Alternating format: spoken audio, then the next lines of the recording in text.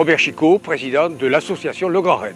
10 ans, c'est court et c'est long en même temps. C'est vrai qu'on a fait beaucoup de choses. Je pense qu'on a servi le trail.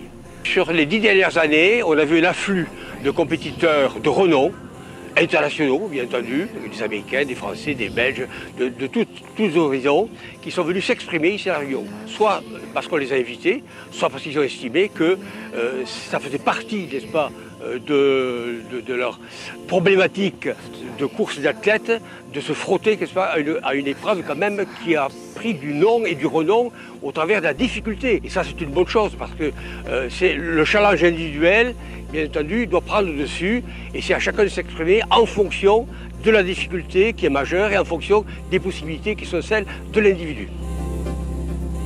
Le changement du départ est un élément très important parce qu'on a ajouté un visuel exceptionnel. Il est rare qu'on ait une course avec une longue ligne droite de 3-4 km. C'est-à-dire qu'on voit pleinement les compétiteurs, on voit déjà dès les premiers kilomètres les premières tendances de la course et donc c'est un plus pour tout le monde, pour le visuel et donc pour les spectateurs et pour le public qui est ravi parce qu'il peut s'exprimer, il peut acclamer les compétiteurs et ça c'est une bonne chose parce que n'oublions pas que le trail, certes ce sont des courses de montagne entre guillemets, c'est quand même des courses qui sont très spectaculaires.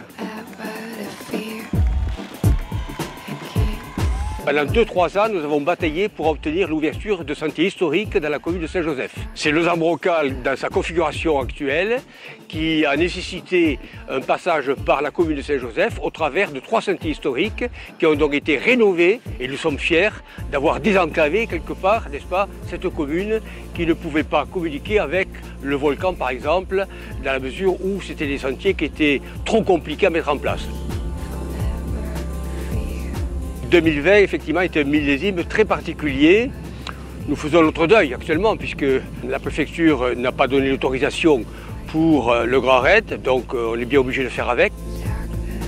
Le comité directeur se penche bien sûr sur l'édition 2021. Il va y avoir quelques innovations, mais il y a surtout la date du 14 octobre. Ça sera le départ de la Diagonale des Fous, le 14 octobre, à Ravine-Blanche, à Saint-Pierre, à condition que le Covid se fasse plus discret peut-être.